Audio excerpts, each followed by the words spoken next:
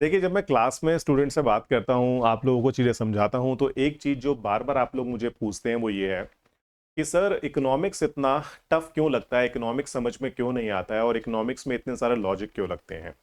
क्योंकि सर आप एक क्लास में कुछ बोलते हैं, अगली क्लास में कुछ और बोल देते हैं। देखिए, इसका जवाब बहुत सिंपल सा है।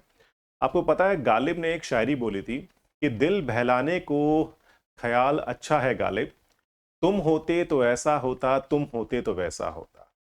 अब देखिए, हमारी जो इकोनॉमिक्स है पूरी की पूरी ये बेस्ड होती है एजम्पशंस पे, क्योंकि जितनी भी हम थ्योरीज बनाते हैं वो सारी की सारी एजम्पशंस पे बेस्ड होती हैं, और एजम्पशंस पे बेस्ड होने की वजह से मान के चलिए कि स्टूडेंट्स को ये समझ में नहीं आ पाता है कि सर आज ये बोल रहे थे, कल कुछ और बोल रहे हैं। जैसे जब मैं क्लास में आपको बताता हूँ रिगार्डिंग डीवैल्यूएशन ऑफ करेंसी, तो एक क्लास में आपसे बोलता हूँ सर डीवैल्यूएशन में अच्छा होता है देश के लिए जब सेंट्रल बैंक डेलिबरेटली करता है, और उसके बाद जब नेक्स्ट क्लास होती है तो उसमें मैं बोलता हूँ कि डेप्रिसिएशन अच्छा नहीं है, तो आप बोलते हैं सर डेप्रिसिएशन में भी तो वही हो रहा है।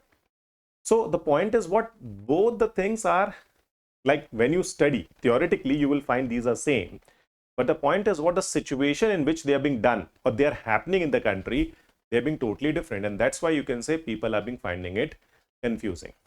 तो पॉइंट ये आता है कि इकोनॉमिक्स में आपको लॉजिक समझने पड़ते हैं और आपको बैकग्राउंड देखना पड़ता है कि बैकग्राउंड क्या है क्या नहीं है, उसके बेसिस पे हम डिसाइड कर पाते हैं कि चीजें चल कैसी रही हैं, चीजें हो कैसी रही हैं। तो इसलिए मैं आपसे कहता हूं कि economics is something which is not tough, economics is something which is very interesting.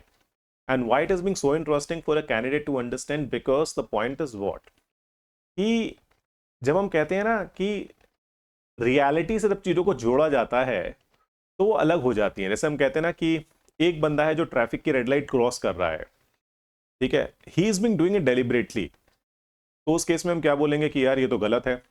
But वहीं पे क्या है, दूसरे बंदे ने क्या किया, that he is basically been doing only because he is having certain causes in his mind.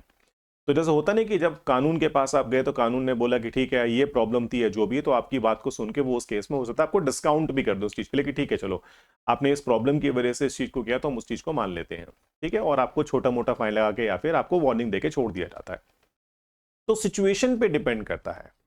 अब जैसे देखिए, क्लास में हम बात करते हैं तो मैं कई बार आप लोगों से बोलता हूं कि जब हम डेफिसिट्स की बात करते हो, डेफिसिट में आपसे क्या बोलता हूं कि देखिए deficit is not something which is good, because when we read theoretically that when you're being spending money with the help of taking loan, then obviously it is not something which is supposed to be said as a good. but point क्या है देखिए यहाँ पे कि हम उसे developing country में बुरा इसलिए नहीं मानते हैं क्योंकि डेवलपिंग कंट्री में you have lot of issues, you have lot of problem and you have to solve it. अब जैसे आप कहते हैं ना कि जब हमें घर बनाना होता है तो हमें अपनी जमा पूंजी लगा के सारा का सारा खर्च कर देना पड़ता है, और उसके अलावा जो भी हमने बैंक से लोन लिया वो भी लेके हमें इसको आगे खर्च करके अपना घर बनाना पड़ता है। Same way when you need to develop a country you have to spend lot of money.